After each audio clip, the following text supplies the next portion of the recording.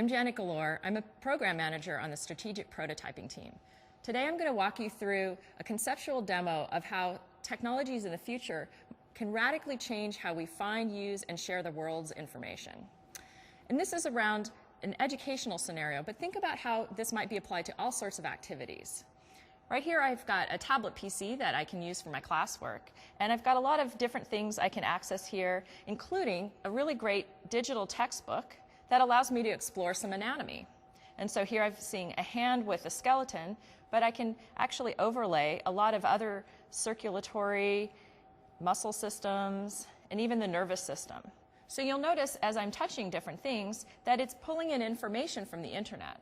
And a lot of the computation is being done locally on my PC here, but I can drill in and access new information. So for example, this is some more information around this particular anatomy lesson, and it's accessing this full 3D model. And if I want to see the whole body, I can zoom out and load the whole model here. And you can see that this really is interactive. It allows me to explore things in my own pace. And if I want, I can explore other parts of the body. Let's take a look at the brain here. So notice here it's loading some more information from various sources, and it zooms me in. And now it's actually going to show me how the synapses work in the brain. And so here's some information that was provided by my professor. It's an animation actually showing me how the processes work and the synapses communicate.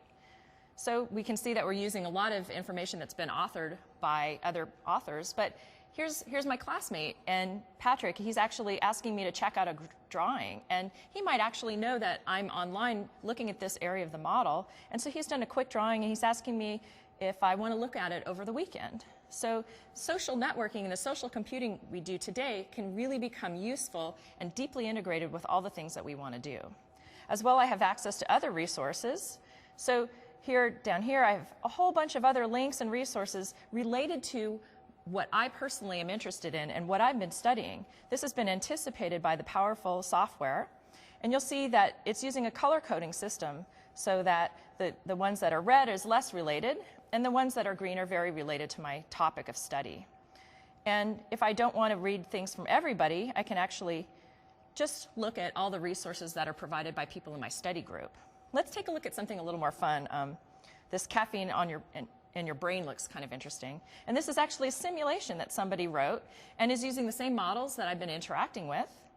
But they were able to write this little app that I can load, and it helps me understand really how the caffeine's going to enhance the activity in my frontal lobe.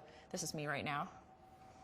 And just like before, we see that there's a lot of other related information. So if I feel like I'm getting a little off track, I can select something that's a little more related to what I'm looking at. This is a paper from the National Institutes of Health.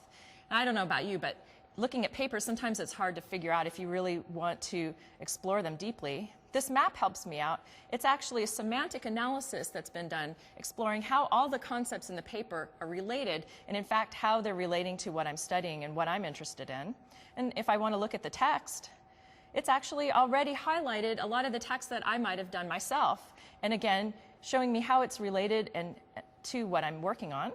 And if I want to get a little more information, I can see that there's a language slider here. And so it shows me that this was actually in Japanese, and it's been automatically translated for me. So instead of just being the English Wide Web, it's actually the World Wide Web. And if I want to store those notes, I can add them to all the notes I've been taking. This notes application is great because it has a nice timeline here. If you think about the kids today and how they might actually have access to technologies like this in the future, you might have been storing all your notes and the things you've been exploring throughout your life. So imagine I could go back to maybe when I was in junior high and see what I was looking at when I was learning about anatomy there. My drawing style wasn't that great, but I can also zoom out a little bit and see the other things I was working on at that time and how they were all related, including tests and all my notes I took. And then if I go to present day at that same view, I can see here's what I am studying and all the concepts. So all the things that I'm learning in my life and exploring, I have access to here. As well, I have access to things that I'm planning in the future. Here's a group presentation that we're working on as a class, and I actually have a meeting here at the library, and we're going to be collaborating on that project. So let me show you how these technologies might help our collaboration in the library. So in the future, we'll see more and more of these surface-type computing environments where we can really share and collaborate together in an easy, open way. Imagine this is in the library, and I'm meeting with my classmates. I have my Slate tablet here, and I'm going to put it down, and it's showing some of the documents that I've collected that I want to share with my classmates. Now, not everybody may have this type of tablet PC. Some people may want to use a phone instead to share and store a lot of their information. The phones in the future are going to be incredibly powerful computing devices in their own right.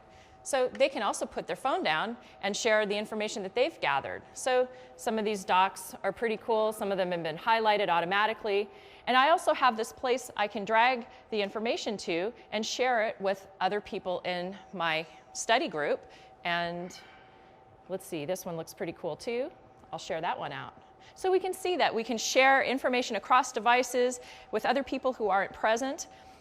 But besides just the computing devices, even everyday objects will become interactive. Now, this is a model of the brain that we have in the library since we're studying anatomy. And this object has been tagged with a lot of digital information. And so if I put that down on the table, we can see that I've actually got some access points here where I can drill down and get a little bit more information. This is something that somebody tagged this with. It's about something that's related to our class. So I'm going to share that out too. So even everyday objects can be part of our overall computing environment. Another thing we've been playing with and prototyping with are some flexible displays. So this is actually a flexible display here. It's like e-ink, the types of things that you would see on digital books and so on. And we see these evolving into color displays, something that you might be able to roll up or fold and put in your backpack, and then hook up to your phone or other computing device so you have a lot more flexibility. So we've seen a lot of examples here of how we can share more information together in easier ways and natural ways, and we're going to be able to have computing technologies that anticipate our needs and help us really surf the whole world's knowledge in ways that are more productive for us.